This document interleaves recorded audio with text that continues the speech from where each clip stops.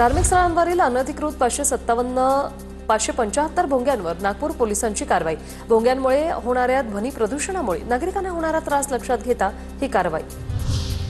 एसटीच्या पिंपरी चिंचवड आगारातून भीमाशंकरसाठी एसटीच्या 4 जादा बस धावणार। श्रावण महिन्यात रोज सकाळी 8 वाजता 4 एसटी बस भीमाशंकरसाठी मार्गस्थ होतील। भाविकांना या विशेष बस सेवेचा लाभ घेण्याचं महामंडळाचं आवाहन। पुण्यातील संततधार पावसामुळे शहरातील प्रमुख मार्गांवर वाहतूक मंदावली।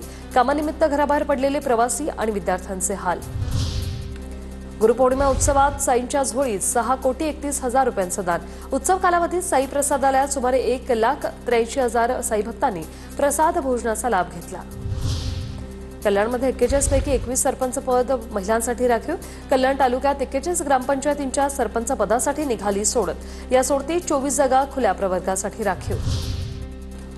मुंबई अहमदाबाद महामार्गावर विरारजवळ अपघात। मॉर्निंग वॉक करताना भरधाव ट्रकची धडक। सीसीटीव्हीमध्ये घटना कैद। ट्रक चालकाच्या विरोधात गुन्हा दाखल। संभाजी ब्रिगेडच्या प्रवीण गायकवाड यांच्यावर हल्ला करणाऱ्यांवर कारवाई करा। कोल्हापूरच्या शिरोळ तालुक्यातील विविध सामाजिक संघटनांचा तहसीलदारांना निवेदन।